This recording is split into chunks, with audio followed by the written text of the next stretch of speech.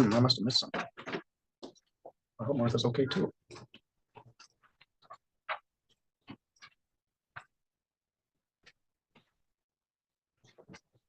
All right, we finished the misdemeanor arraignments and some of the preliminary matters this morning. Mr. Oliver and Mr. Young, is Mr. Young here? Are they both in custody? Mr. Young's here and Mr. Oliver is in custody? That's correct. All right, let me dial him up and then we'll do Mr. Young while they're getting Mr. Oliver. Good morning, Deputy Keeley, Judge Middleton calling. Could I see Michael Oliver? All right, thanks. Bye. Take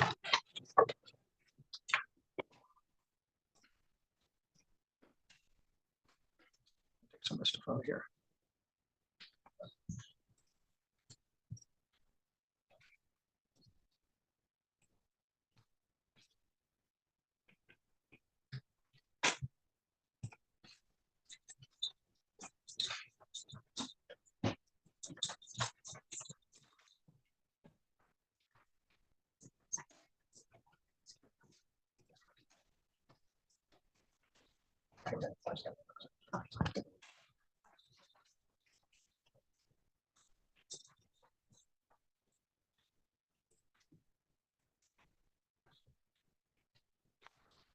Good morning, sir. Are you Anthony Lamar Young? Yes, sir. Here with your lawyer, Mr. John Bush. You're charged with carrying a concealed weapon. It's alleged that on or about September 9th of 2023, you were in the village of Mendon and you had a pistol in your Dodge Charger. Mr. Josh Robert, the Chief Assistant Prosecutor, is here, and you're here with your lawyer, Mr. John Bush. This is a pattern of cases we've been having in the last several years where young people have got guns in their cars. Mr. Robert, what's the plea offer here? The offer is for the defendant to plead to disturbing the peace with forfeiture of the firearm. You were taking the unlawful transport, but this one isn't one of those. Correct. Well, you obviously know more about it than I do, so pretty generous plea offer, Mr. Young. It's a misdemeanor. Disturbing the peace is punishable by up to 90 days in jail and a fine of up to $500. It doesn't show as an assaultive offense. The gun is going to be forfeited. I can't tell from this affidavit what it was. Was it Glock pistol? It was a Glock 48. Yeah. Wonderful. All right. Do you understand the charge? Yes, sir. And you've executed a waiver of your advice of rights, so there won't be a trial. You're from Jackson? Yes, sir. How'd you happen to be in Mendon that day? Well, we had a wedding down here. My fiance's brother got married in Three Rivers, so we were down here for the wedding. All right. Who was that? His name's Brandon. His last name's Smith. Okay. I only met him one time, so. How'd you happen to get stopped in Mendon? Honestly, I wasn't even told what I was stopped for. I was just driving home. We were on our way back home, and I got pulled over. So we stopped at the Shell gas station and pulled over, and then he asked me about the firearm in the car. I told him, yeah, and where it was, and had the magazine out of it. It was trigger locked and everything like that. So he just took it and then let me go. The police report indicates he was stopped for speeding, 67 and a 55. It's easy to get stopped for speeding in Mendon as you're headed west and as you're headed east. You come into the city limits in the 67. It's a 55 anyway, but especially if you're not from Mendon. So you're blasting down a 55 at 67 and ended up with this. So he didn't take you into custody. He just took your gun. Yes, sir.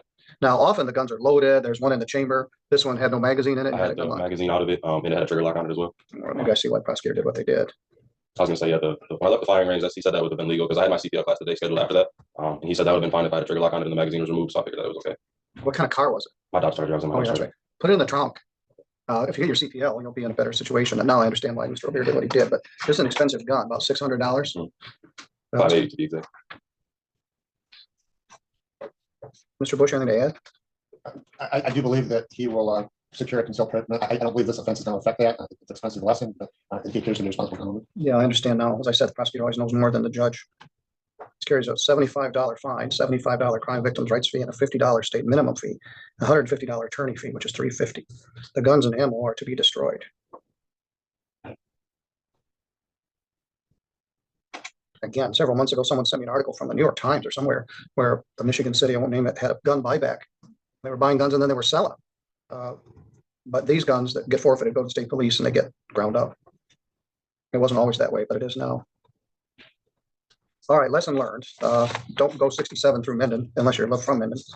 And even then, don't do it. And put your gun in the trunk. So once you get your CPL. Is there a due date on his fines and costs? Yes, there is. We don't get to that here. Thank you, Mr. Bush. Can you pay that within 30 days? Yes, sir. We'll make it due by the end of June. June 29, 28. About $1,000 hit between the gun, ammo, and the fine. getting lectured by my mom was the worst, so it's okay. Did you go to jail at all? Yeah, I turned myself in. It happened like 11 months ago, and then the state police came to my house, so I had a warrant. But I was the only one home with my daughters at the time. Did so you they do told it me, day in jail? Yes, sir. 1 day, credit 1 day.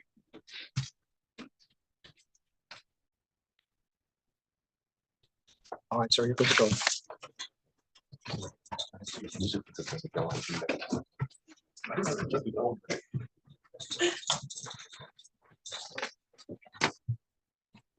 I'll be able to put some under. I'll get outside. There he is. Good morning, Mr. Oliver. Can you hear me? Yes, sir. I'm here with your lawyer, Mr. Truckee. Just he's here now. Yeah, I seen him a little bit ago. All right, he's Your right Honor, for the handsome. court's benefit, Miss Oliver goes by Grace. Oh, Grace, all right. Grace Oliver, also formerly known as Michael Scott Oliver. Do you prefer Grace? Yes, sir. I'm going through privatization process. All right, very good. This is an old case. It's file 20500 FY. Yeah, I know. I goofed up.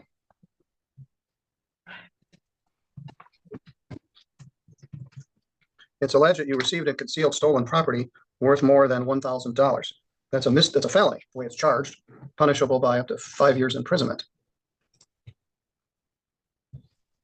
All right, this had to do with a motor vehicle. Yes, sir. Prosecutor Josh Robert is here, and he has agreed to dismiss the felony charge for a plea to receiving concealing property over 200, but less than 1,000, which is a misdemeanor, punishable by up to a year in jail and a fine of up to $1,000. Is that correct, Mr. Robert? That is correct.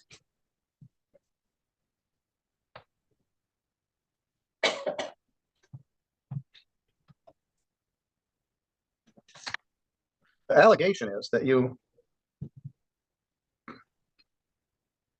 took this guy's truck. Yeah, I borrowed it, but I had it longer than I was supposed to. Yeah, you borrowed it and you kept it for like 6 months or something. It was a 90 GMC Sierra. So did you borrow this truck from this guy in Ohio and then just drive it to Michigan and stay up here with it? Well, I borrowed it from the guy I was working for to come up here. I've been trying to unseal my adoption records when I originally came up here, and I had it longer than I was supposed to, yes, sir, which I should have, but things kind of got bad for me when I came up here with the whole adoption thing.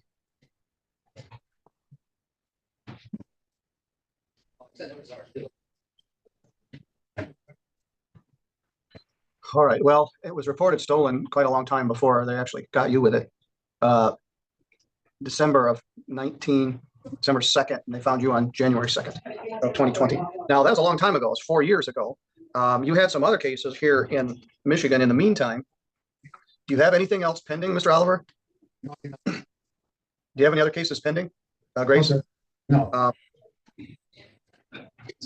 Mr. Robert, did the truck get returned 4 years ago? I believe so. All right, well, let's nail this down. Grace Oliver, did anyone threaten you to get you to plead to this charge no, sir. or promise you anything? No, sir. Do you understand that if you do plead to this charge, you'll be giving up your right to have a trial in front of a judge or jury, and there will be no trial? Do you understand that? Yes, sir, I do. If you had a trial, you'd have the right to be represented by an attorney. Mr. Truckee is here representing you. You could also hire an attorney of your own choosing if you wished. If you had a trial, yep. All right. If you have a right to have, you have a right to have a trial in front of a judge or jury. At that trial, you'd have a right to testify on your own behalf, but you don't have to, because you have a right not to testify. And if you did not wish to testify, the judge or jury could not hold your silence against you. You'd have a right to have any of the witnesses for or against you subpoenaed to come to court so they could be questioned under oath, and you would have the right to be presumed innocent if and unless the state was able to prove your guilt beyond a reasonable doubt. And if you chose not to testify, the judge or jury could not use your silence against you. So you told me you took this guy's truck and you kept it longer than you were supposed to, and it got returned. Let's see how long you've been in jail. Since the 3rd of this month. How did you come to get arrested? I was actually walking down the road on a property that had no trespassing sign, and that's when an officer stopped me and 3 other people from Keystone Shelter. I was out smoking weed because I'm dealing with a lot of pain and came from an injury back in December. And he asked me if I had a problem showing my ID, and I said no. And I sat there and talked to him. I was told him I was getting ready to start the job the following day, and this came up, and I said okay, and I just went with him, just resolved it. Mr. Robert, what's your position? If they've been in jail that long, this case is old. I'm not looking for any additional jail time. Mr. Truckee, what would you like me to know? Well, yeah, this case is 4 years old, and Miss Oliver has been staying at Keystone, been working with Lisa Yanatelli from the jail. She's provided some reports. I would just like the court to know that Miss Oliver's been housed alone the whole time because of gender issues at the jail. So the 18 days is really, I imagine, felt like 18 days. All right. I'm going to order 18 days, credit 18 days. I'm going to waive the fine. I'm gonna order a $75 crime victims' rights fee and a $50 state minimum fee. That's the minimum I can owe. And waive the attorney fee. You have $125 or 2 more days in jail. I'm not gonna chase you around for this. So you'll get out today if you have $125. If not, you're gonna have to do 2 more days, then you can get out. Hopefully they'll still have a bed for you at Keystone. Actually, they may not. I might have to go to the shelter account too, but I don't have no funds, so. I would note, Your Honor, that Ms. Gianatelli is up. She has provided me an email that Keystone was holding until the 21st, hopeful of a good outcome. So, All right, well, he may get out today. Okay. Ms. Oliver, good luck to you. This old case is resolved. You don't have it hanging over your head anymore, and you're free to go. Laura, do you have anybody in custody? All right, good luck. thank I'm you. gonna close that room out. Ross, thank you. I'll catch up with you. You've had a rough week. I'm going to it here, but anyway, best wishes to you and your family. Thank you. All right, do we know what Rhonda was doing? She's probably still Your Honor, talking. here, I've got Mr. Jackson is in the courtroom. So I would ask Your Honor if the court would allow me an additional week and reset this PEC. I just took the case over for Lori on Friday. I understand that there was video sent to my Okay, servers. Mr. Jackson, come up and have a seat.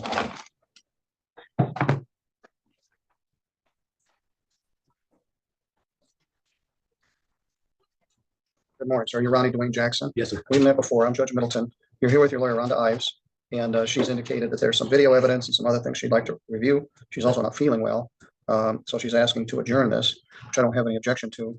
But if I keep it on my docket, Rhonda, it would go to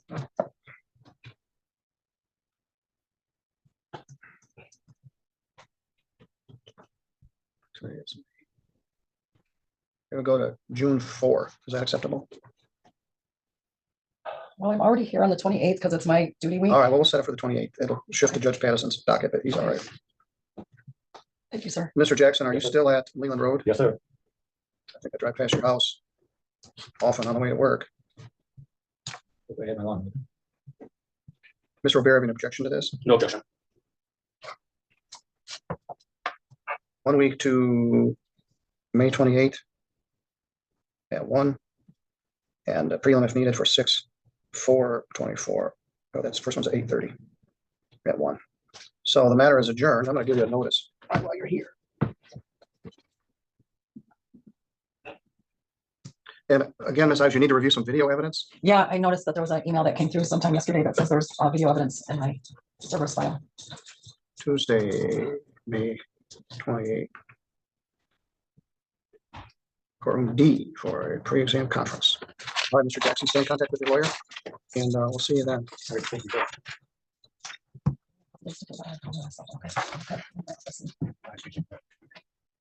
Thank you. Better run it. All right, now, Lori, everything else is yours. Let's start with William Lee.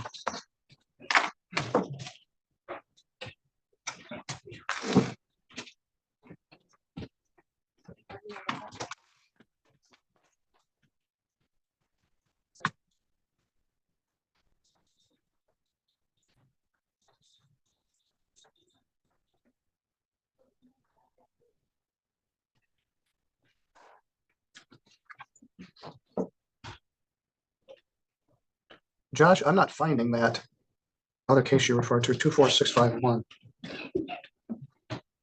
Mr. Jeffries. Oh, I put that as Mr. Lee. I got the Oh, wrong sorry. case. So no wonder I couldn't find it. All right, well, we'll come back to that. 24651. Yes. Good morning, sir. Are you William Everett Lee? Yes, sir. And you're from Kimball, Indiana? I reside in Howe right now, All so right. she has my correct address. Okay, well, you're charged with operating while intoxicated, third offense. You posted a $50,000 surety bond under the theory that people that drink and drive 3 times are dangerous. That's a felony. It's punishable by up to 5 years in prison and a fine of up to $5,000. You're actually charged with operating with a high blood alcohol level as a third offense. Mr. Joshua Robert is the chief assistant prosecutor. He is here. Mr. Robert, what's the plea offer here? The offer is for the defendant to OWI second. That is correct, Your Honor.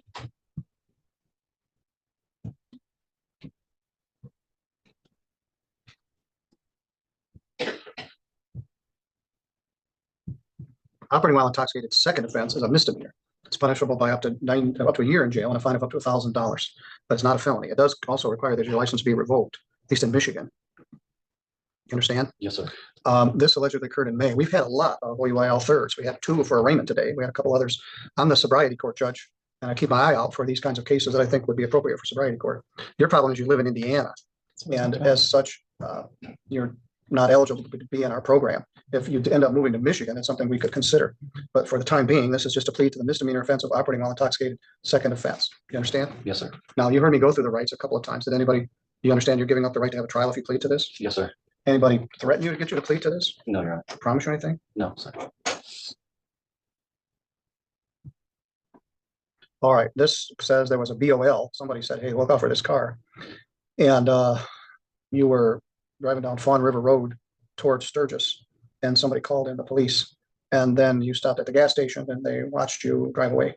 So had you driven down Fawn River Road towards Sturgis? Yes, sir. And did you stop to get gas or something at the station? Yes, sir. And then you drove away from there? Yes, I was on my way back. And the police then pulled you over? Yes, Your Honor. And they gave you a breath test and the result was 0.320? I believe so. All right. Now that was the PBT. They did a blood draw. We don't exactly know, but normally at 0.32, they have to take you to the hospital. Now that's a very dangerous blood alcohol level. Yeah, that's what And your car was full of Modelo. Is that what you were drinking? yes, I had a couple Modelo's plus a couple cocktails while I was out driving my Jeep. Well, on the property, I wasn't. All right. drinking while I So what kind of alcohol was it? it was a high proof gin. Okay. Are you in treatment now? Yes, sir. I somehow got that impression. Tell me about that. I go to Sturgis every Tuesday and Thursday to my meetings and that. And I just can't stay for the last few minutes of them because of my work schedule. I work second shift. All right. Well, the law requires I set this what's called screening and sentencing. You're just the kind of candidate I like to get into my program, but by law, you're not eligible unless you live in Michigan. Where do you work? I work for Decor. It's a sister company for UFPI out of White Pigeon. Well, let's see if we can find a date that'll work for your lawyer and for.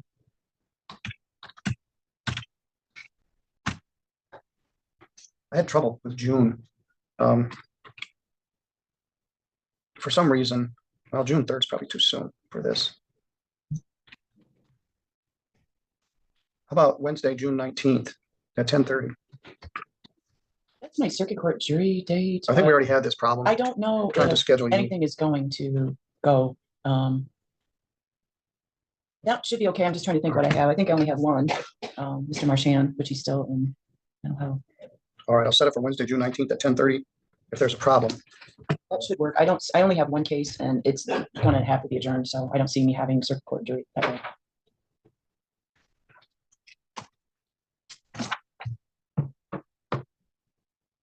You're going to AA, which is good. Are you doing any sort of treatment with a service provider or anything? I had a doctor's appointment with my regular physician. I was going to speak with them about referring me to get a referral to one.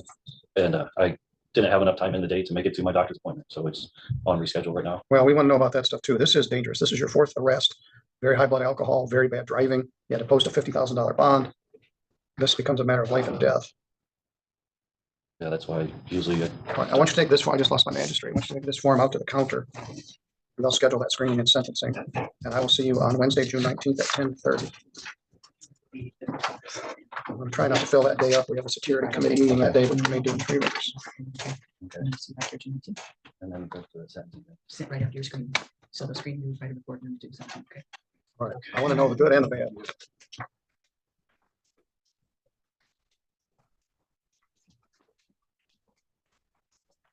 Travis Jeffries.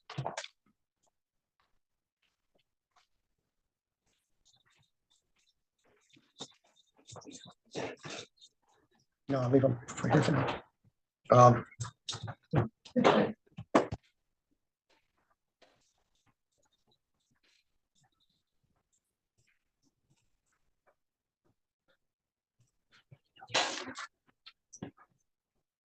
I did have that file, Josh.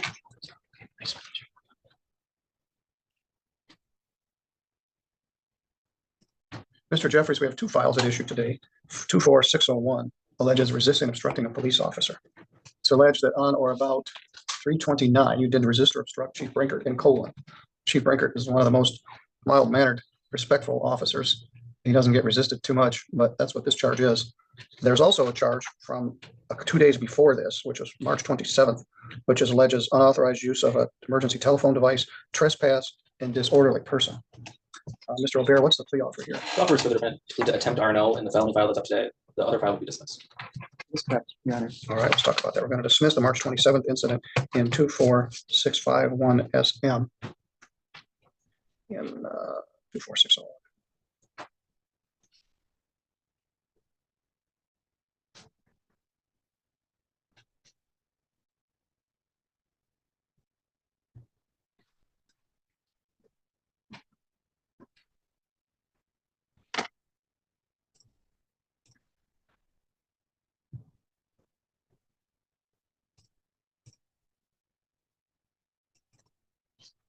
That was a surety bond. I thought I had some bond money in the trespass disorderly case.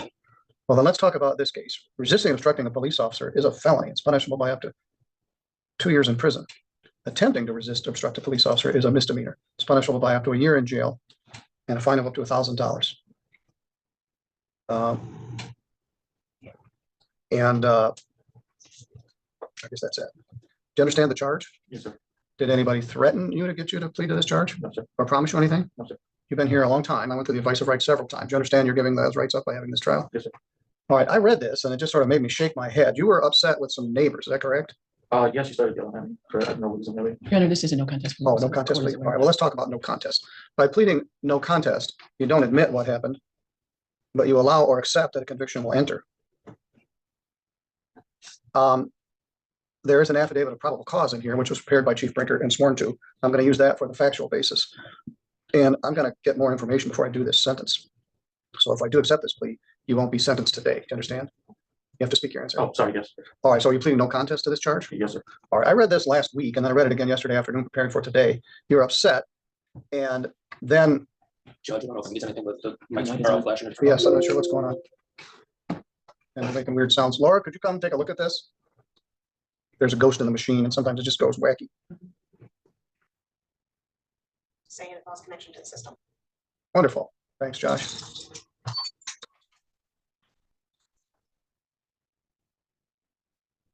I've never seen it do this before.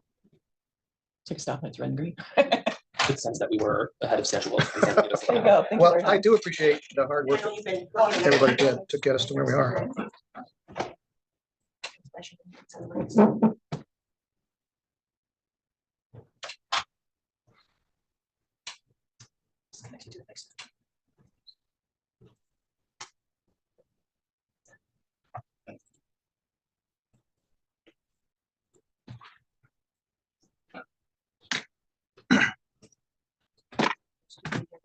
I didn't touch anything. I was just sitting there minding my own business. If anyone's a fault, it was Josh. Yeah. No, this wasn't my fault this time.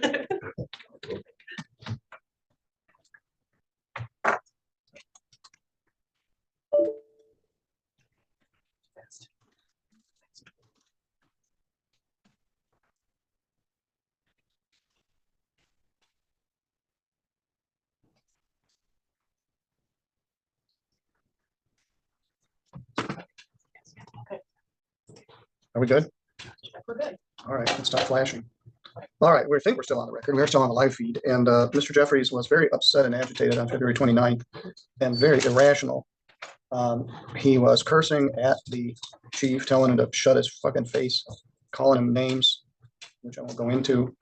Then they took him to Three Rivers and he kept calling everybody racial insults. And they had another go round at Three Rivers Hospital with Officer Kilborn and Officer Piper. And just a bad situation all the way around. So it sounds like there was more going on here involving mental health circumstances, but I will use the affidavit of probable cause for the factual basis. Ms. Hines, what's going on here? Yeah, my client has been really suffering with some mental health issues since the first of the year. I think he was inpatient in January and things kind of unraveled after that.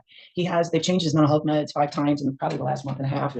He's working with his doctor at Cover Bridge. He goes to the sees a psychiatrist at CMH once a month, and he meets with Melissa, his therapist at CMH or Pivotal every other week. So he's on a better track, still emotional, just trying to get his mental health meds regulated, which, he was emotional yesterday when he met with me. He's emotional today. It's just been a rough road for him. He suffers from PTSD and some other issues. So I think just I'm a lot gonna- of trauma you're on in his I past. think I'm gonna get a full-blown PSI here to get Okay. a big picture. That's fine.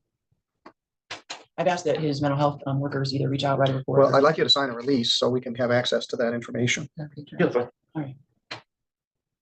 Oops. He is a licensed CNA and, he likes his job as that. He just meds went wacky. I'm gonna set this for that same day, All right. June 19th at 10. Okay. That's a little early than I usually set them, but I've got a meeting at noon. So you're already scheduled to be here that day. Does he need to go out? for- Yes, he does. He Okay. needs to go out to the counter and they'll schedule when you come for your pre-sentence interview.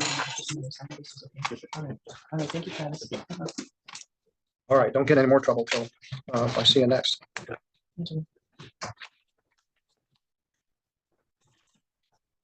Are you Angela Bowden? Yes. But do you have a different name? It's Patterson. Patterson, okay. That's her married name is Angela Marie Patterson. Patterson or Patterson? Patterson. All right, Miss Patterson. Let me get into this one.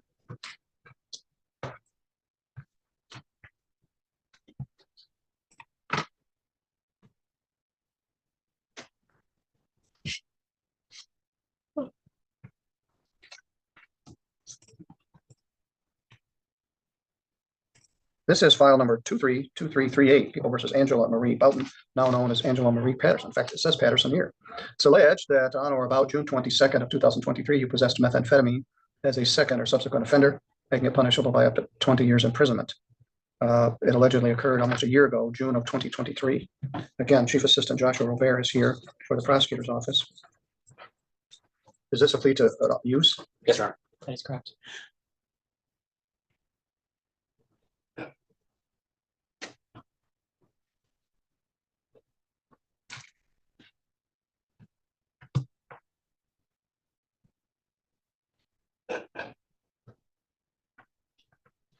Ms. Patterson, you've been waiting patiently all morning. You've heard me go through the advice of rights a couple of times. You understand you're giving those up by entering this plea? Yes. Other than that, did anyone promise you anything or threaten you? No. Well, let's talk about the new charge, because use of methamphetamine is a misdemeanor rather than a 20-year felony. It's punishable by up to a year in jail and a fine of up to $1,000. You understand? Yes. Now, this complaint says you live on 401 Prospect Street in Three Rivers. There is no Prospect Street in Three Rivers. No, you Sturgis. That'd be It's 404. 404. All right. Sturgis, not Three Rivers. All right, let's take a look at a little more. You got stopped for a plate light in Sturgis, and they did a search and they found 1.3 grams of methamphetamine. And they let you go and they sent the stuff to the crime lab. And then way later, let's see what they did this in June of 23, took 6 months, and the prosecutor issued a warrant in December of 2023. I don't know how long it took for the crime lab to come back, but quite some time. And so the warrant was out in December, and then you got arrested May 6th and posted bond of $300 on a 3,010% bond. So this was a year ago, a small amount of methamphetamine. Are you on probation or parole anywhere? You still live at the same address? Yes. How did you come to get arrested in May? Did you get pulled over for something? No, they came to our house. Oh. And that's the first I'd heard of anything since that night in June, when I was first pulled over. And they informed me that they'd get a hold of me, saying the prosecutor referred you, and if there was a warrant, then they would get a hold of me and, have me turn myself in, to get cleared up. And I never heard anything from anybody. All right. Mr. Robert, what's the people's position here? We leave the sentencing up to the court. Lori, what would you like me to know? Your Honor, I met yesterday with Angela. She had been working at Dairy Queen, obviously, for almost 10 years. But Dairy Queen is kind of where the nothing started again. So she lives with her husband. She has an 8-year-old son. She's been clean since April 29th. She's going to any meeting. She had brought her folder in yesterday and showed proof of that. So she's taking it seriously. Basically, her husband had been a former meth addict, and he has been clean really since the life of her son. So she struggled and really realizes now that the use has caused what it's the result of it has caused on her family. So I think this was a wake-up call that she wants to change her life and be a better mom and a better wife. She is looking for employment. I think she thought that she would be able to get a job at the Lightning Quick Gas and Go in Sturgis. So she is a worker. She's been able to work. She's had steady employment. So, Well, I often complain, I guess the right word, about warrants being open but not served, particularly when the people live right in the same town. So this warrant was open from December to May, and then Sturgis did serve it. So credit to them. And you don't need me to tell you that methamphetamine sends you right down the tubes. You got an 8-year-old son who deserves better than that. How did you stop using? You just went cold, or Yeah, I didn't have much. where are you doing the NAs? Well, there's a couple of different, I attend one in Three Rivers. Well, actually, it's the same group, but 2 days a week, Wednesdays and Sundays. And Where does it Monday- meet? I'm sorry, Where does the NA meet? in Three Rivers? Yeah. Trinity, Trinity. We've got some very active I also attend one here in Stevens also on Mondays. AA groups. I had one of the ladies in my sobriety court would rather do NA than AA. NA is a strange phenomenon for methamphetamine people. Eddie Mackay, who's one of our longtime AA sponsors, 50 years worth, says that methamphetamine people don't like to go to NA because once they get out of it, they want to get out of it. And so if they get clean, they don't want to go hang around with a bunch of methamphetamine addicts. NA is pretty good for opioids, but not a lot of meth people were doing our NAs. But to your credit, you're in both of them because you can't just stop without doing anything else. So what happened to your Dairy Queen job? Well, there were issues within the company role with other coworkers, one specifically. Well, when did you lose that job? She quit, Your Honor. Oh, when did that job end? That was about a week. A week ago? No, about a week before I was arrested, or before they picked me up on warrant. Okay. In fact, I thought that Dairy Queen was about to close. Is it doing okay? Yeah, as far as My mom liked to go there. monitoring. That's what she wanted to do for different things. All right. Had you been drinking the day they arrested you? No. They put PBT question mark. No, I just woke up. I Okay. was actually coming down the stairs as they were knocking on my door. Your previous conviction.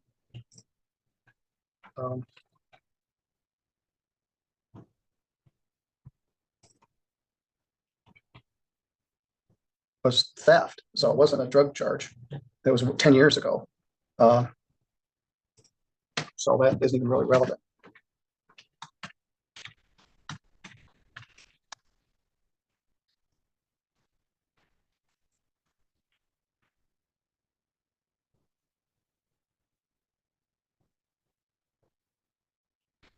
Yeah, nothing really to speak of here. All right, I'm gonna do 2 days in jail, credit 2 days. A $100 fine, $75 crime victims' rights fee, $50 state minimum fee, and $150 attorney fee. That's $575. That doesn't seem right. 225 plus 150. $375.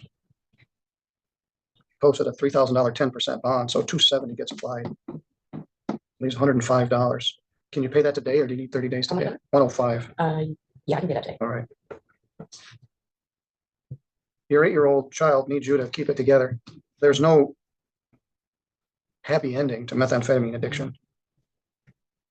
And your children deserve better. Congratulations to your husband if you've been sober for 8 years. He's the one that kind of told her to leave the Dairy Queen. Yeah. He just, it was affecting her lives. She also said she's seen a big difference in your son since she's been sober, so you are spot on, Your Honor.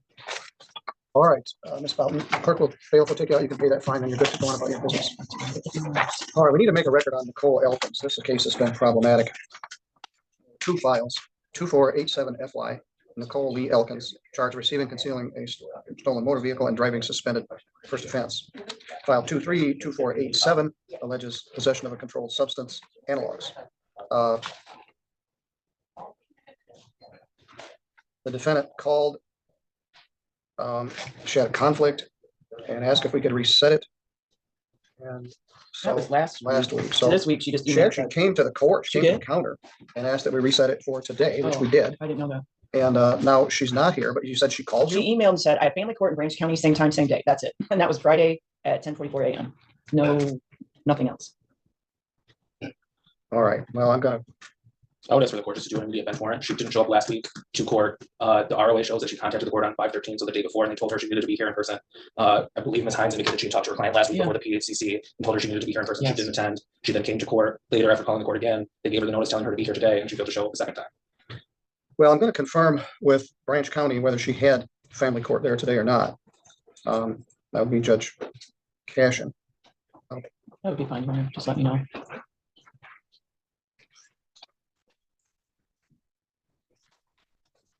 She did actually come here to the building. If she does not have family court, I'm gonna issue your immediate bench warrant. If she does, you don't have to like it, but I will. Part of that is the reason she needs to communicate. I mean, the whole reason we have court, if she had contacted Ms. Hines and said, I have to be in court, we could have done a stipulation to adjourn, we could have Right. done something. She's just operating on her own outside of the legal system. Judge Noacker used to call that running your own program. Yeah. She's running her own program. All right, well, I'll check on Branch County Family Court. Thank you. Well, it's We're done. 10:30 and we've completed everything we had to do, so thank you both for your work. I have an important mission. I have to go out to the Amish store and pick up my repaired lawnmower, so I'm gonna do that before lunch. All right, that completes our morning. We do have a busy sobriety court docket this afternoon. We have 2 new people joining us, 2 people about to graduate. Thanks, Lori. So I will